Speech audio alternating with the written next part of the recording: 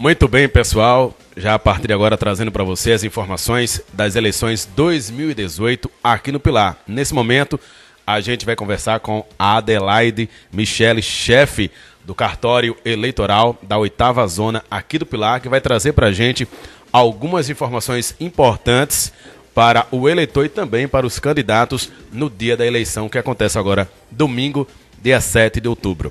Adelaide, o que é que o eleitor ele pode levar, pode portar lá no local do evento, no dia da votação, e qual a documentação que ele pode utilizar para poder votar também? Boa tarde a você e a todos os ouvintes. Nós orientamos, a legislação eleitoral ela permite que no dia da eleição o eleitor ele tem que levar o seu documento de identificação com foto. Esse documento ele pode ser a carteira de identidade, a carteira de reservista para os eleitores do sexo masculino, o passaporte, a carteira nacional de habilitação ou a carteira de trabalho. Aquele eleitor que não tiver o documento oficial com foto pode baixar o e-título, que é o aplicativo virtual do TSE, que permite que ele seja identificado dessa forma. Lembrando que aqueles eleitores que não tiverem o título, não tem problema. Ele leva o documento oficial com foto e é interessante, a gente também já orienta que ele vem até o cartório eleitoral daqui até domingo, né? Hoje, amanhã, sábado e no próprio domingo, para verificar qual a sessão que ele vota, qual o colégio, para que ele não tenha assim, seja constrangido, evite tumulto, não fique para lá e para cá. Então é interessante que se ele não souber de cor qual o local de votação e a sua sessão, ele procure o cartório eleitoral antes para a gente orientar. E que no dia da eleição ele precisa realmente levar um documento oficial com foto ou o aplicativo virtual, que é o e-título. Mas o eleitor, quando ele entrar lá no local de votação, o que é permitido que ele possa levar até o local? Pronto. A legislação ela também exige que o eleitor, quando ele portar na sessão eleitoral, ele só pode estar com ele com os documentos oficiais de identificação. Então, muita gente pergunta, o celular, ele pode entrar na sessão eleitoral levando o celular consigo? A gente sabe que hoje o celular, ele praticamente faz parte da pessoa, ele está com ela em todos os momentos. Mas nessa situação especificamente, ele vai ser orientado pelos mesários, nós já informamos isso nos treinamentos que já foram dados. Ele vai deixar o celular sobre a mesa, vai exercer o voto e na volta ele pega esse celular. Se ele levar o celular como meio de identificação, através do e-título, da mesma forma, ele vai apresentar esse celular com o e-título ao presidente da sessão, ele vai ser identificado e deixa o celular sobre a mesa, vota e depois retorna. Perguntas, assim, muita gente quer saber. Ele pode fazer um selfie? Ele pode tirar foto da tela da urna? Não pode. O celular tem que ficar no silencioso ou desligado, em cima da mesa, lá do mesário, até ele concluir a votação. Caso pode acontecer, de alguma forma, acontecer da pessoa entrar com esse celular lá no local mesmo da votação e acabar fazendo alguma foto, alguma coisa. Qual é a punição para esse eleitor? Olha, a gente orienta os mesários que se esse caso ainda assim acontecer, depois de toda essa orientação, a pessoa ela vai ter que prestar contas à justiça. Como é que funciona isso? Nesse momento, o presidente ele está orientado a chamar a força pública, né, que vai deter esse eleitor. As autoridades serão informadas, Ministério Público Eleitoral e o juiz eleitoral, e as providências serão tomadas em relação a essa infração. No local lá da votação, tem um pessoal que está trabalhando, os fiscais, o pessoal que já está trabalhando para os partidos. O que é permitido que eles possam fazer e também o que não é permitido eles fazerem lá no local da votação? Então, para os fiscais, né, a legislação permite que todos os partidos, coligações que assim tiverem interesse, eles credenciam fiscais para atuar na sessão eleitoral. Esses fiscais, já abrindo um parêntese, é um trabalho muito valoroso e um trabalho excelente, porque demonstra mais ainda a transparência no dia da eleição, ou seja, a eleição, como a gente já sabe, é uma festa da democracia onde as pessoas têm por naturalidade elas se fiscalizarem. O fiscal fiscaliza aquela sessão, o fiscal de um partido fiscaliza a atuação do outro e assim sucessivamente. Então, a atuação do fiscal ela é muito bem-vinda. Só que ela tem alguns regramentos que precisam ser seguidos. O fiscal, eles podem ser denominados 2 fiscais por sessão, daquela da coligação, e atuando um de cada vez. Então, se nós tivermos 3 coligações com fiscais, um deles atua naquela sessão, por vez. E de que maneira ele pode atuar? Acompanhando a votação, de uma forma tranquila, de uma forma que não atrapalhe e não tumultue. Ele pode verificar, inclusive, o momento em que o presidente digita o título do eleitor para a habilitação dele. Ele pode acompanhar, andar pela fila que está sendo organizada pelo secretário da sessão, verificando se as prioridades estão sendo obedecidas, se as pessoas estão com os documentos em mãos para serem apresentados. Ele não pode, o que é que o fiscal não pode fazer? Nem tumultuar os trabalhos da mesa receptora e nem tampouco ir até a cabina de votação por conta do sigilo do voto, né? Na cabina de votação só é permitido o eleitor enquanto estiver votando e a urna. Ninguém mais pode chegar até esse local, nem fiscal, nem presidente de mesa, nem ninguém mais. Na hora da votação, se de repente o eleitor, como são muitos números, ele precisar levar uma colinha e mesmo assim ele com a cola, ele acabar esquecendo de votar em algum candidato, o voto dele vai estar válido para os outros que ele conseguiu votar? Então, essa pergunta foi bastante pertinente. A gente tem visto nas notícias últimas que foram veiculadas sobre a questão do voto parcial ser um voto nulo. E não é. É uma notícia falsa, é um fake news, como a gente costuma chamar hoje em dia, que é o seguinte: o eleitor, este ano, nas eleições gerais, nós vamos eleger 6 candidatos. Então, se o eleitor, por opção, não tiver interesse em eleger os 6, quiser eleger só o presidente, por exemplo, os demais votos, eles poderão ser anulados ou votar em branco. E aquele voto que ele deu para o presidente, ele continua sendo válido em toda a sua plenitude. Não há anulação geral de votação. Aproveitando esse momento, eu vou falar da sequência, na verdade, de votação, que muitas têm dúvida ainda. Primeiro se vota para deputado federal. A segunda tela que a urna vai apresentar é a de deputado estadual. A terceira tela do primeiro senador. A segunda tela do segundo senador. A quarta tela do governador. E a última de presidente. Então, nós temos 6 votos que vão ser dados esse ano. Então, se ele decidir votar apenas para o último, não tem problema. Ele anula os primeiros votos, ou vota em branco, e o último voto dele será válido. Já tem um tempo estimado de quanto tempo o eleitor vai levar para poder fazer essa votação? Qual horário também que as urnas estarão funcionando, os locais de votação funcionando, do início até o final, durante o domingo? E também se tem um horário previsto já da apuração. Olha, todas as urnas eletrônicas no país, elas estão configuradas pelo próprio Tribunal Superior para funcionarem a partir das 8 horas da manhã, com o seu encerramento às 17 horas, em qualquer sessão eleitoral do país. Logicamente, a gente vai obedecer o fuso horário, ou aquele estado que tiver um fuso horário diferente, mas dentro desse parâmetro, 8 horas da manhã, com encerramento às 17.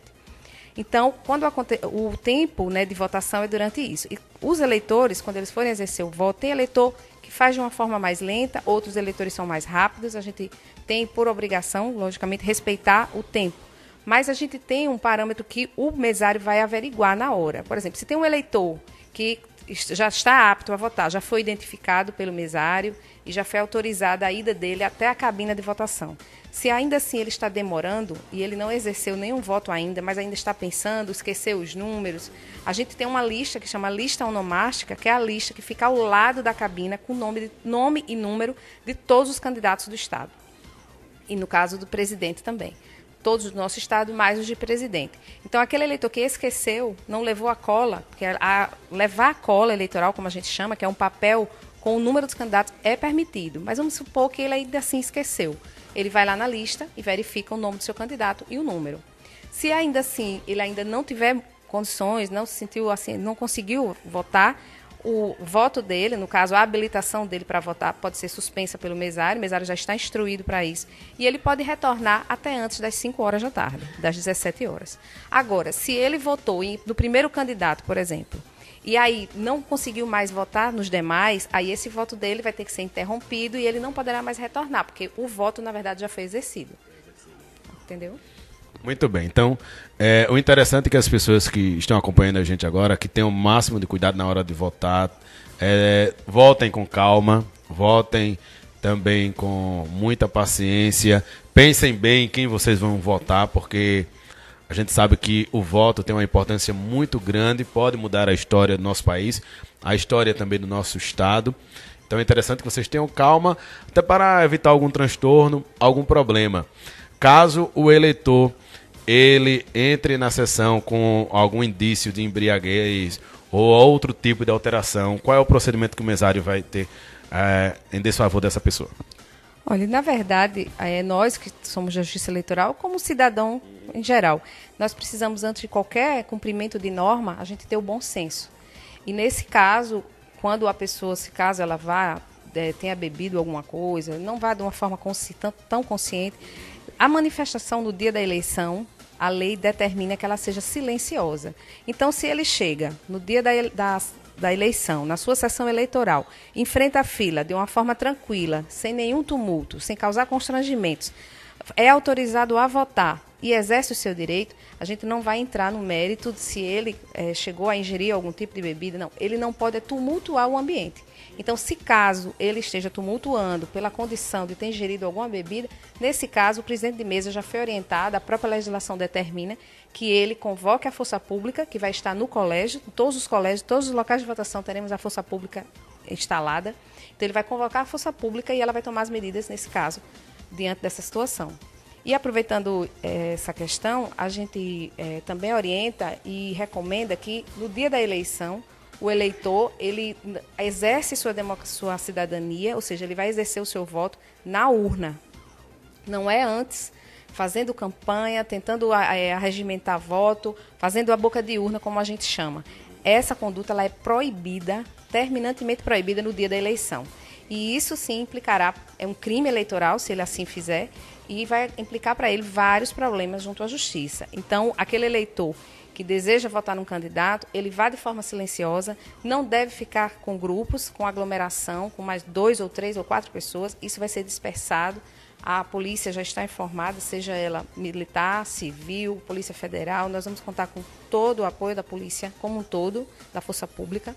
E a orientação que o juiz eleitoral do município e o promotor também é essa, que o eleitor saia da sua casa com o coração aberto para exercer sua cidadania, mas de uma forma tranquila, sem ficar em aglomerações e sem divulgar por aí o voto ou tentar regimentar qualquer tipo de voto naquele dia. Então, o ideal é que após a pessoa fazer a votação, ela se dirija para sua casa, para casa da sua família, e lá ela evite, de alguma forma, demonstrar que ela votou num determinado candidato para não influenciar, né? Agora, em relação à questão do transporte, como é que vai ser o transporte dos eleitores, o transporte gratuito dos eleitores, e também eu queria que você também acrescentasse quantas sessões já estão disponíveis, as locais, e se você tem uma ideia de quantos eleitores estão aptos a votar na eleição desse ano. Então, a 8ª Zona Eleitoral, ela compreende 4 municípios: Pilar, Santa Luzia do Norte, Coqueiro Seco e Satuba. Então, nós temos nos 4 municípios 131 sessões. Eu vou me deter a Pilar, que nós estamos do município, então nós temos 72 sessões eleitorais aptas para receber votos no dia da eleição. Essas sessões, você me permite ler aqui para você e para os ouvintes, que é o seguinte: nós teremos sessões eleitorais nos colégios, no ginásio Nossa Senhora do Pilar, que são as sessões 1, 2, 3, 4, 5 e 6.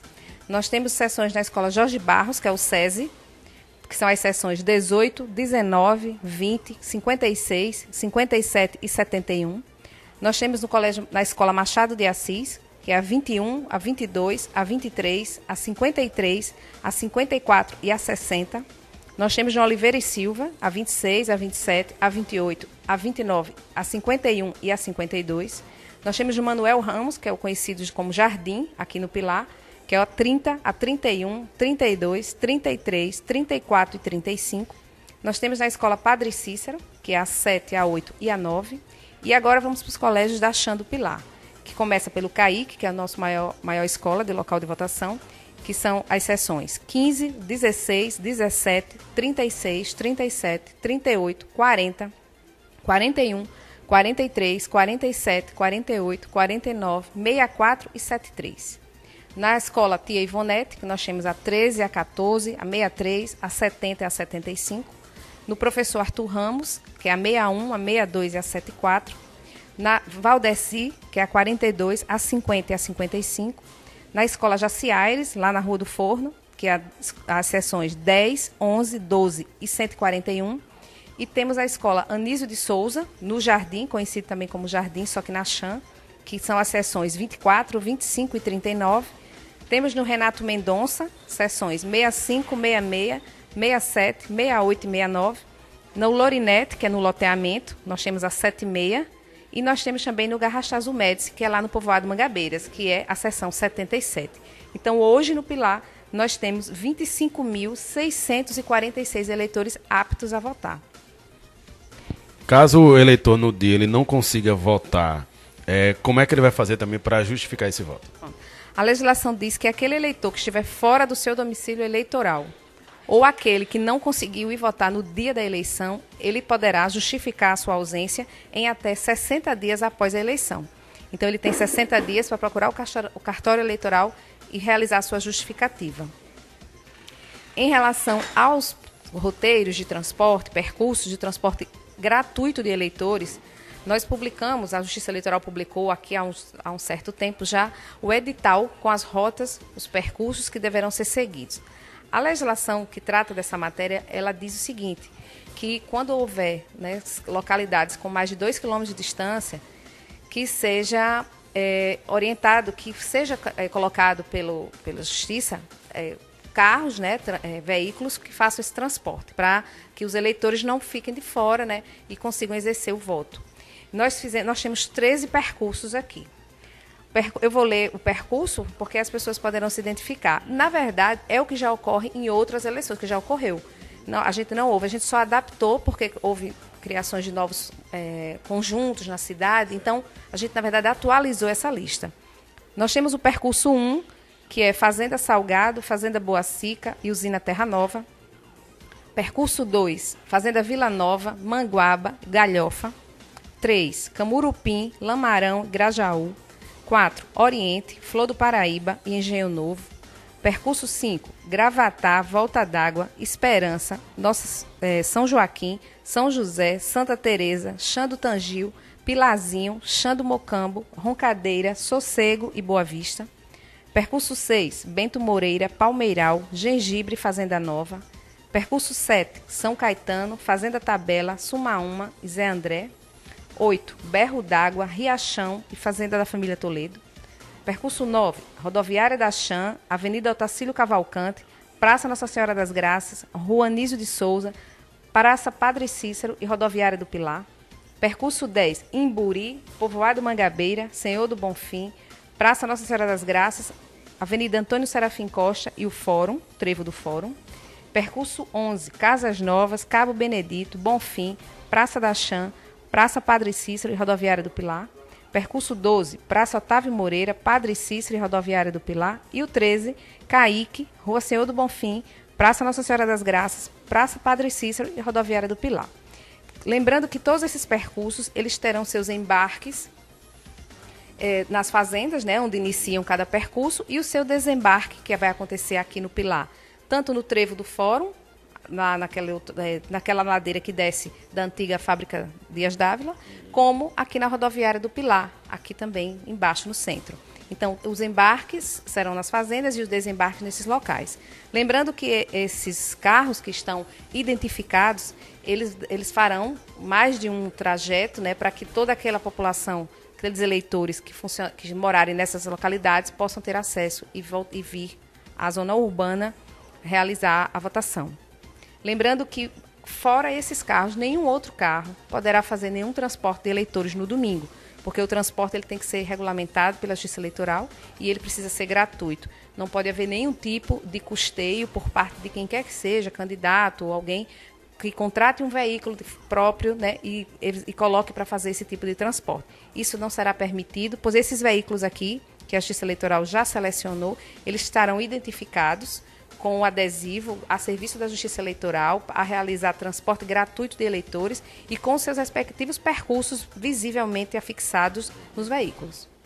Caso haja uma fiscalização por parte até da polícia mesmo, e de repente é observado que a pessoa, não, eu estava dando uma carona, não sei o que, mas observa-se que aquela carona está muito intensiva, está passando muitas vezes nas zonas, né, nos locais de votação, e aquele carro está se movimentando muito naquela área. Qual vai ser o procedimento?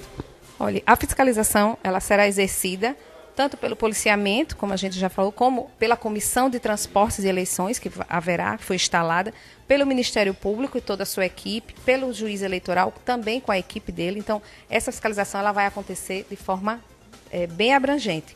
E em se verificando esses carros que insistem ainda não obedecer essa situação e fizer transporte ilegal, ou seja, porque o transporte nesse dia ele terá que ser gratuito e regulamentado, essas pessoas vão ser levadas à presença do juiz eleitoral e do promotor eleitoral, e aí eles vão arcar com todas as penalidades que a lei determina para esse tipo de situação.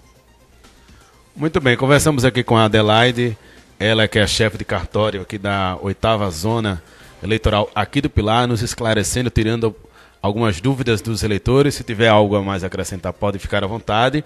E a TV Web Pop está à disposição para a gente poder estar sempre passando as informações, não só nesse período, mas em outros períodos, para que os eleitores e também os candidatos eles fiquem cientes também das mudanças que estão acontecendo e que acontecerão ao longo dessa eleição que acontece agora, dia 7 de outubro, agora no próximo domingo, primeiro turno.